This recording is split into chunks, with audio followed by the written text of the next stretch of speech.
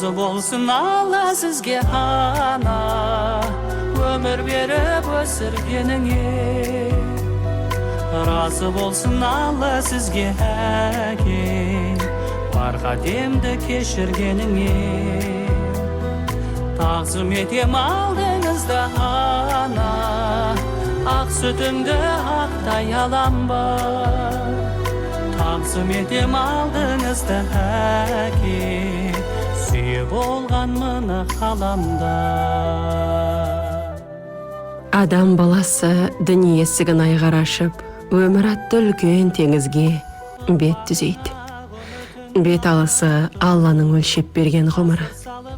Сол ғұмырда абыроймен өткізу, ол кез келген адамның қолынан келе бермейтін үлкен міндет. Осы міндетті атқару барысында өмір өзі ақ пенделерін адами қасиеттеріне қарап жіктеп тастайды. Адам атына лайық болу үшін отанына, халқына адал қызмет етіп, тұла бойына тұна біткен адамдық қасиеттерімен, ақыл ойымен, күш қуаты парасатымен, елінің, халқының, ағайын туыстың сыйластығына, ұжымдастарының құрметіне, ұрпағының сүйіспеншілігіне бөленген. Өзінің ұстамды да шыдамды мінезімен айналасына сенімділік орнатып, еңбекқорлығымен адалдығы ел азамат атандырған есіл ер Қалиев Теңелбай Есенәліұлымен сары алтынның тұнбасындай өн бойына бар асыл қасиетті жинай білген ұрпағының ары мен намысын жанып, ибалық пен инабаттылықтың, ізгілік пен мейірімділіктің үлгісіндей болған аяуланамыз Істілеуова Сандуғаш Фарзон қызының арамыздан мәңгілікке кеткендеріне 1 жыл болып отыр. Анам еді, аялаған ақ гүлім, әкем еді, бақыты мен шаттығым. Екеуінен тағдыр бізді айырып, қарсы айырды-ау жүрегімді қайғымын. Әкем екен өмірдегі тірегім, анам екен кеудемдегі жүрегім. Орындарың қалдау төрде ойсырап, ұрпағыңның кім сейілтер мұң шерін. Мәуел бәйтеректей саяларым, тілегімді тілеген паналарым. Өтсе де жыл, өтсе де айлар тоқтаусыз, толарма бұл жалғанда орындарың. Иә, бұл жалғанда ата-ананың орнын ешкімде толтыра алмасы хақ. Бүгінгі күн ата-анамызды еске алатын күн. Бүгінгі күн аруақтарымыздың рухына тағзым ететін күн. Бір күннің ішінде екі асылымыздан бірдей айрылып, есімізден танып, есеңгіреп көздің жасын бұлап, ата-анамыздың орнын жоқтап қала бердік. Алланың ісіне шара жоқ екенін мойындағаннан басқа қолдан ештеңе келмейді-ау. Қос қайғыны көтерудің қандай қиын екенін сөзбен айтып жеткізудің өзі мүмкін емес екен. Төрдегі орындарың ойсырап, шаңырақ бос қалғандай күй кештік. Асқар тауда әкенің байсалды да байыпты тұлғасы, күлімдеген келбеті, әсерлі де әдем әңгімесі, мейірімге толы жанары. Қатпар болса да, біз үшін өмірдегі ең жұмсақ алақаны, айдын шалқар ақылы, кең жайлаудай кешірімшіл мінезі. Ал жананамыздың мейірімге толы жанары, ып-ыстық алақаны, жып-жылы құшағы, өмірдегі ең қымбат махаббаты, бәрі есімізге сан оралып. Өздеріңізге деген сағыныш оты жүрегіміздің түбінде маздап жанып, көкірегімізге мұң ұялап, көңіліміз босап, жанарымыз еріксіз жасқа толады.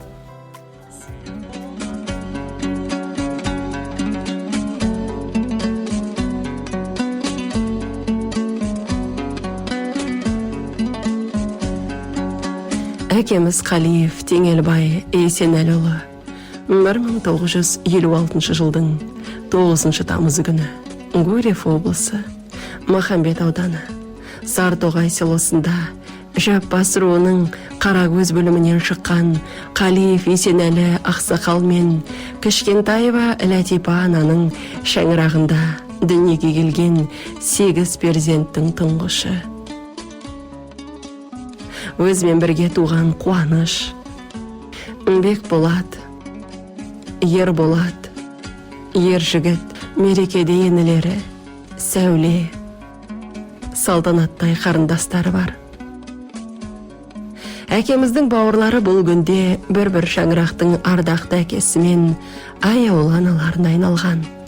1963-1973 жылдар аралығында Сартоғай орта мектебінде оқып, білім алды. Мектепті бітіріп, Дасаф автомектебінде оқып, жүргізуші мамандығын игеріп, еңбекке араласып кетеді. Еңбек жолын Махамбет селосындағы автоколоннада жүргізуші болып бастайды. 1983 жылы жұмыс барысымен Құлсары қаласына қоныс аударып, УТТ, Теңіз Шевройл, Алайт Саппорт, USS Саппорт сервисес мекемелерінде еңбек етті. Өмірінің бар саналы уақытын темір тұлпардың құлағында қажымай еңбек етуге арнаған әкеміз Теңелбай Есенәліұлы күннің ыстық суығына, өмірдің ащы тұщысына қарамай өз ісіне деген адалдығын, жүктелген міндетке деген жауапкершілігін ұжымдастар арасында көрсете білді. Еңбектегі қол жеткізген жетістіктері облыстың, ауданның, өндірістік бірлестіктің мақтау грамоталармен, төс белгілермен, бағалы сыйлықтармен, алғыс хаттармен бірнеше рет марапатталды. Әкеміз Теңелбай Есенәліұлы 2019 жылы құрметті демалысқа шықты. Талай жылғы ерен еңбектің, қалтқысыз ұстамдылықтың, мүлтіксіз жауапкершіліктің, таудай талаптың, зор сенімнің, ұйқысыз түндердің жемісі екенін, бейнетінің зейнет екенін сезініп еді. 1977 жылы Масқар руынан шыққан Істілеуов Фарзанатты азамат пен дәметкен ананың Сандуға шатты қызымен көңіл жарастырып, шаңырақ көтерді. Өнегелі жанұя атанды. Жан жары Сандуғашты өмірінің шырағы, балаларының асыл анасы, шаңырағының сәні деп отыратын. Бұл менің бақытыма жаралған жан ғой дейтін. Сандуғаш ана да қазақ әйеліне тән биязы мінезімен жарына адал дос.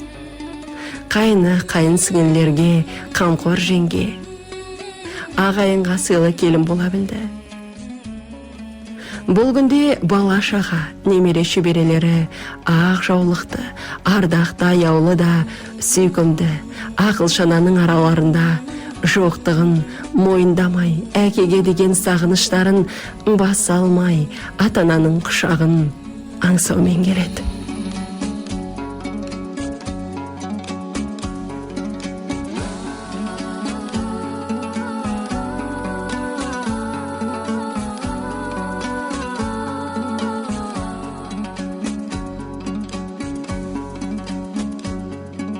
Анамыз Сандуғаш Фарзон қызы 1958 жылдың 19 қазанында Гурьев облысы Махамбет селосында Масқар руынан шыққан Істілеуов Фарзанатты азамат пен дәметкен ананың шаңырағында дүниеге келген 3 перзенттің кенжесі еді.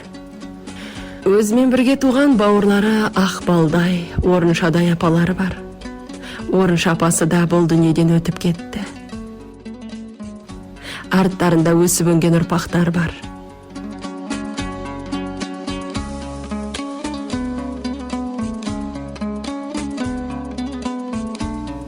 Өмірге перзент әкеліп, оларға аналық мейірім төгіп, ана махаббатына бөлеп, тал бесікте тербетіп, перзенттерінің азамат болғандарын көріп, табыстары мен жеңістеріне шаттанып, ана бақытына жетіп, келіндерін сүріп, немере сүйіп, ұрпағының тілегін тілеген жан ана өмірден мұнша асығыс кетеді деп кім ойлаған?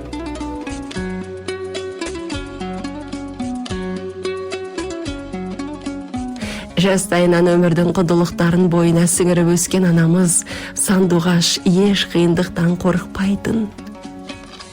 Қандай жұмыс болса да тартынбай, аянбай, аяғына жеткізетін. Үлкенге қызмет, кішіге ізет көрсетуге дайын тұратын анамыз өтірік өсектен алыс болды. Біреудің ала жібін аттамай өмір сүрді. Жастайынан еңбекке араласып, балабақшада тәрбиеші болып еңбек етті. Заман талабына сай жеке кәсіпкерлікпен айналысып, балаларында адал еңбек етуге баулып, өмірдің барлық жағдайына дайын болуға жетеледі. Анамыз Сандуғаш өзінің биязы мінезімен, жұмсақ даусымен, майда тілімен жанына жақындаған адамды бірден баурап алатын. Өмірінің соңғы жылдарына дейін әрқашанда қиындыққа қарсы тұратын өр мінезімен, қажырлы қайратын сомдап, ағайын туысқа, бала шағасына ақылын айтып, тілегін тілеп отыратын. Келінін әулеттің барлық дәстүрімен таныстырып, бар білгенін үйрететін. Анамыз ақ отаудың түтінін түзу түтетіп, ері түзде жүргенде тілекші, үйге келгенде кеңесші болуға жарайтын жан еді. Енді ғана өмірдің қиыннан өтіп, қызығына жеттім-ау дегенде, бала шағасын жеткізіп, олардың рахатына бөленем-ау дегенде, сұмажал асқар таудай әкемен жан анамызды алып кетті-ау. Алланың ісіне не шара.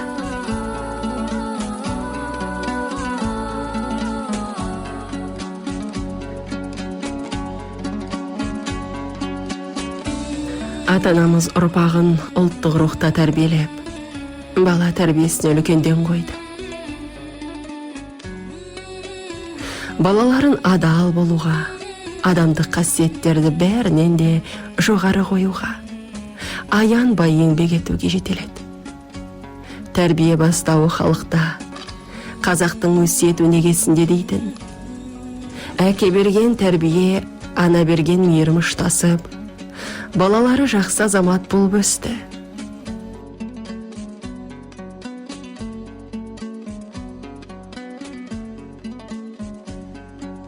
Бала келіні қыз күйеулері ата-ананың айтқан әрбір ақылын, жөн сілтеп бағыт берген тәрбие тәлімін өмірлеріне шамшырақ етіп ұстанып келеді.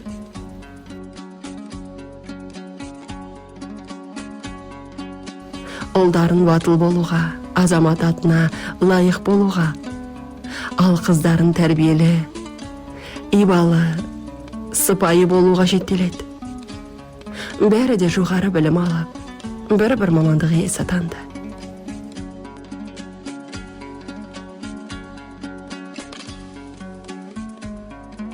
Перзенттерінің тұңғышы Маржангүл Абылай Хан атындағы Қазақ халықаралық қатынастар және әлем тілдері университетін бітіріп, шетелдік компанияларда қызмет жасап, қазіргі уақытта жеке кәсіпкерлікпен айналысады. Владимирде азаматпен шаңырақ көтеріп, үлгілі жанұяға айналды. Әлиясы Атырау мұнай және газ университетінің түлегі, шетелдік компанияда қызмет жасайды. Жолдасы Нұрлан екеуі ұрпақ өсіріп, ел қатарлы өмір сүруде. Ұлы Нұрлан қаладағы агротехникалық колледжді бітірген. Қазіргі уақытта жеке кәсіпкерлікпен айналысып, жары Айгүл екеуі ұл қыз өсіріп, өздері де ата-әжелікке жетіп, жиен сүйіп, өнегелі жанұя атанып, ата-анасын мәпелеп, бар жағдайларын жасап, олардың қас қабағына қарап еді. Ата-анадан бата алып, біздің байлығымыз осылар деп жүргенде, екеуінен қатар айырылу оңай болған жоқ. Альфиясы Батыс Қазақстан инновациялық технологиялық университетін бітірген. Жолдасы Амантай екеуі 3 қызғалдақты тәрбиелеп отыр. Кенжесі Гаухар агротехникалық колледждің IT мамандығын игерген. жолдасы Ұлан екеуі еңбек етіп, үлгілі жанұя танып отыр. Бұл күнде бәрі де өмірден өз жолдарын тауып, ата-ананың салған даңғыл жолын жалғап, еңбек етіп, ұрпақ тәрбиелеп, өсіп өніп, алды ата-әже танып, бір шаңырақтың отағасы, отанасына айналды. Жапырағы жайылған, берекесі тасыған бұл әулеттің өмір жолы әрбір қазақ шаңырақ үшін үлгі өнеге екені сөзсіз.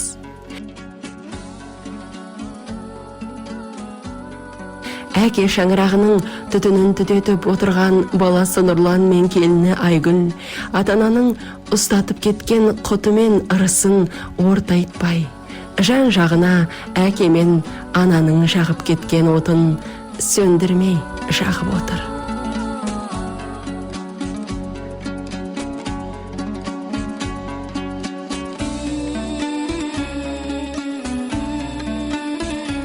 Ағайынның арасында ақылы теңіз, парасаты биік Теңелбай Есенәліұлы айналасының берекесін келтіріп отыратын азамат ретінде танылған. Талай жас шаңырақтың көтерілуіне себепші болған. Құда түсу, қыз ұзату сияқты халқымыздың салтын дәстүрін ұстана жүріп, ел мен елді табыстырған еді. Көк шыққанға бір қуанып, шөп шыққанға бір қуанып, өмір өтті-ау зырғып ағып, зырғып ағып. Қызғалдаққа бір қуанып, сарғалдаққа бір қуанып, өмір өтті-ау сырғып ағып, сырғып ағып. Ата-анамыздың өздері де қызды қияға, ұлды ұяға қондырып, адай, алаша, қоңыр атыраулармен құда болып, құдалармен құдайындай сыйласты.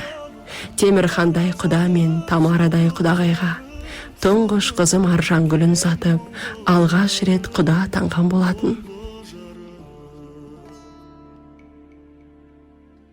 Нұрия құдағайға әлиясын ұзатып, өрісі кеңісе,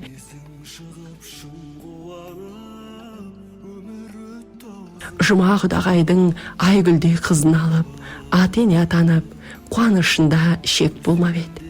Серік құда мен Жанаргүл құдашаға Әлфиясын ұзатып, Асқан құда мен Ақмарал құдағайға Гаухарын ұзатып, төрден орын алып, құда-құдағайларының ортасында құрметке бөленіп, балаларының бақытын тілеп отырған жан әке мен жан ананың орны бұл күнде ойсырап тұрау.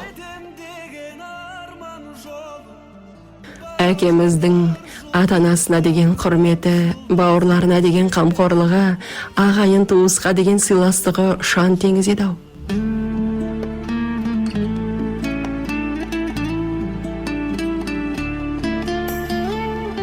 Әкесі өмірден ертерек кетіп, анасы қара шаңырақта, кенжесі Мерекенің қолында болды.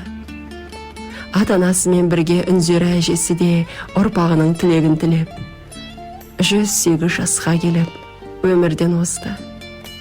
Қолы қит етсе, әкесін, қос анасын сағынып, ауылға қарай құстай ұшатын еді.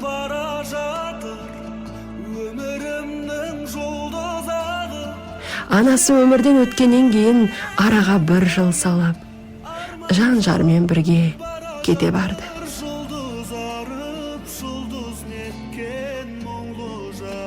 Ол бауырларын жанындай жақсы көретін. Ағайын туыс десе ішкен асын жерге қоятын. Сонша сүйге кетесің-ау. Әкеміз Теңелбай мен анамыз Сандуғаш жайдарлы мінездерімен, аңқылдаған әңгімешілдігімен кімді болса да өздеріне баурап алатын еді. Ол өмірде байлыққа, дүние мүлікке қызықпады. Жан жақтарына тума туыс, ағайын достар жинады.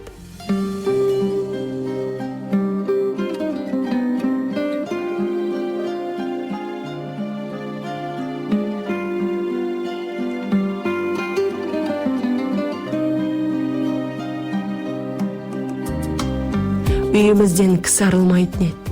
дастарханымыз жиылмайтын, қонақ шақырғанды жақсы көретін екеуі де. Жан жағы дос шаранға толы болатын. Достық деген үлкен сезім ата-анамыз үшін киелі еді. Әркез достарына қол ұшын беруге даяр тұратын. Ата-анамызға деген сағынышымызды олардың бауырлары мен достарына қарап басып келеміз.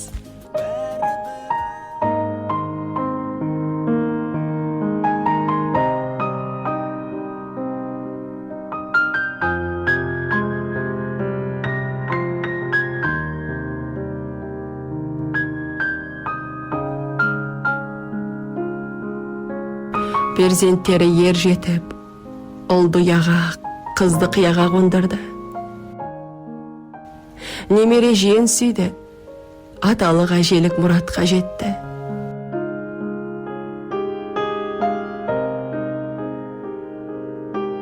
Немерелердің тұңғышы дамирасын қолдарынан ұзатып, аталық әжелік ақ батасымен шығарып салып еді.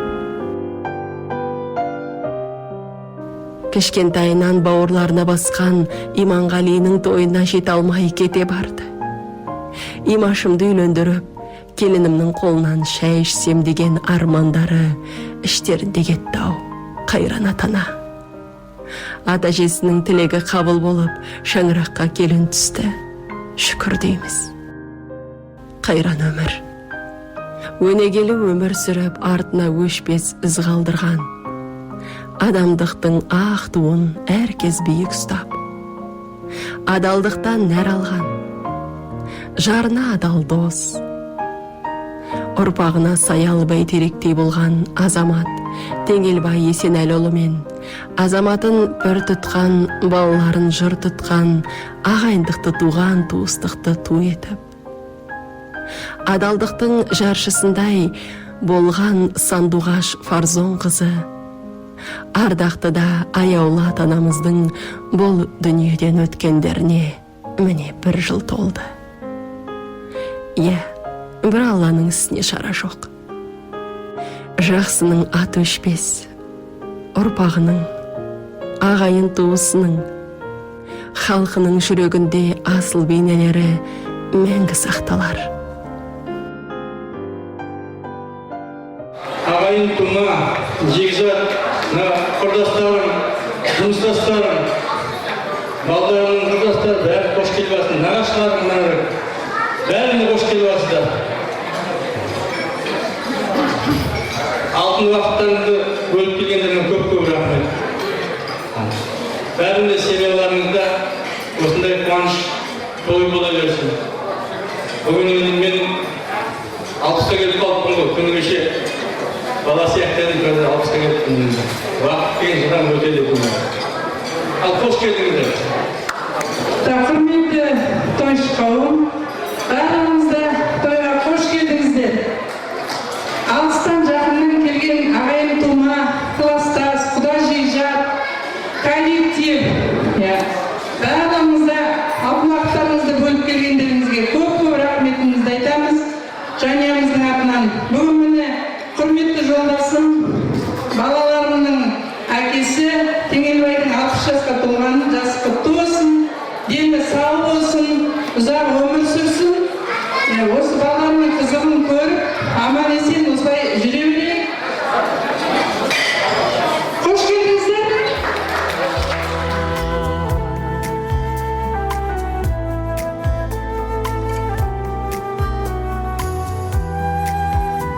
Жан әкем, аяуланам, арман әкем. Асқартау көз жеткісіз заңғар екен.